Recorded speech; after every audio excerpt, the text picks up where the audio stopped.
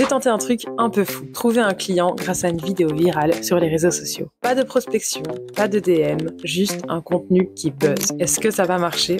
C'est ce qu'on va voir tout de suite. Depuis que je poste du contenu sur le montage vidéo sur les réseaux sociaux, j'ai remarqué quelque chose. Dès qu'un contenu performe bien, on vient me parler en message privé. Du coup là, je me suis dit je vais faire exprès de créer une vidéo qui fait le buzz et on va voir si ça marche. Si ça fonctionne, je pourrais peut-être trouver un client juste comme ça. Enfin, juste comme ça. Ça reste du boulot et un peu de chance et quand même un peu de compétence. J'ai pris un moment pour réfléchir à une idée simple, rapide à tourner et qui attirerait mon client idéal. Je me suis dit que je devais mettre vraiment le focus sur les 3 premières secondes avec un hook, un contenu qui attire l'attention, car c'est dans les 3 premières secondes que vraiment le spectateur va décider de scroller ou non. Et il fallait aussi que ce que je propose soit clair et évident et bien mis en avant. Pour ça, je me suis arrêtée sur un format très simple mais très efficace, un avant-après de montage vidéo. Et là, je me suis dit, en vrai, j'avais déjà du contenu qui avait buzzé, comme celui-ci ou encore celui-ci.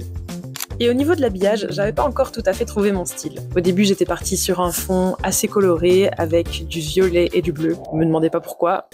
Et puis j'ai rechangé l'esthétique, j'ai repris la même mise en page, mais je voulais des couleurs un peu plus neutres, donc je suis restée sur du noir et du blanc avec un fond animé un peu quand même, pour avoir un peu de mouvement dans l'image et capter l'attention toujours un peu. Et puis j'ai encore changé de style là très récemment et je voulais quelque chose de beaucoup plus épuré, beaucoup moins chargé en termes de détails et je crois que j'ai trouvé ce qu'il me fallait. Toujours est-il que, en ayant recyclé du contenu avant-après que j'avais monté, j'avais 3 styles à exploiter. J'ai donc repris un contenu qui avait fait du buzz sur YouTube Short, 600 000 vues à peu près. C'était un avant-après d'un montage pour le youtubeur Mastu. Alors non, je ne suis pas monteuse pour Mastu, mais c'est une vidéo qu'il avait mis sur les réseaux pour trouver un monteur vidéo. Donc c'est un rush brut où il donne des indications à son potentiel monteur vidéo pour voir un petit peu de quoi il est capable. Je me suis dit que là, en fait, j'avais un contenu vraiment fait pour ça, pour travailler dessus, pour montrer. Alors certes, j'avais pas vraiment postulé auprès de Mastu, mais j'allais pouvoir le mettre en ligne et avoir de la visibilité. Et donc, rappelez-vous, je vous disais que j'avais 3 styles possibles. J'avais le style avec du bleu et du violet.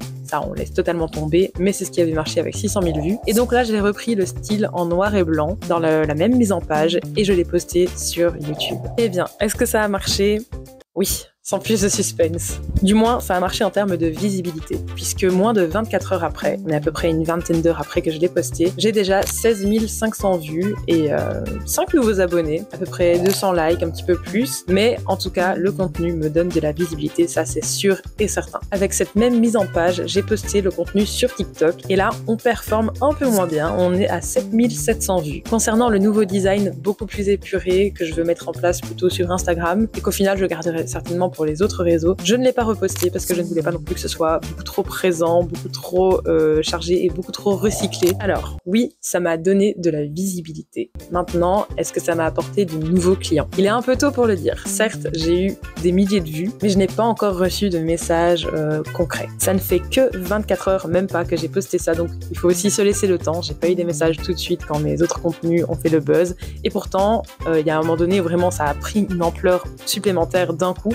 Et c'est là que j'ai eu plusieurs messages en même temps et que j'étais un peu au four et au moulin. Et au final, même si on reçoit beaucoup de messages, ça veut pas dire que ce sont vraiment des contrats qui vont être concrets. Mais j'ai eu la chance d'en concrétiser certains et de fil en aiguille, j'ai fait mon petit bout de chemin. J'ai des clients réguliers à l'heure actuelle. Mais là, pour cet exercice, on n'y est pas encore. Ce n'est que l'épisode numéro 1 de cette série. On va voir encore comment le contenu évolue. Je continuerai à poster d'autres vidéos de ce type et on verra si vraiment ça va nous apporter des clients. Il est trop tôt pour dire que c'est un fail, donc j'espère quand même recevoir 1 ou 2 messages intéressant et au moins un client concret. En tout cas, je vais vous tenir au courant dans l'épisode suivant et je vais continuer à poster des contenus de ce genre pour multiplier mes chances. Ce qui n'empêchera pas que je testerai certainement de nouveaux formats aussi, histoire de voir ce qui marche vraiment le mieux. Alors si toi aussi tu veux vivre de la freelance et que tu veux galérer en bonne compagnie, n'hésite pas à t'abonner. À bientôt pour l'épisode 2.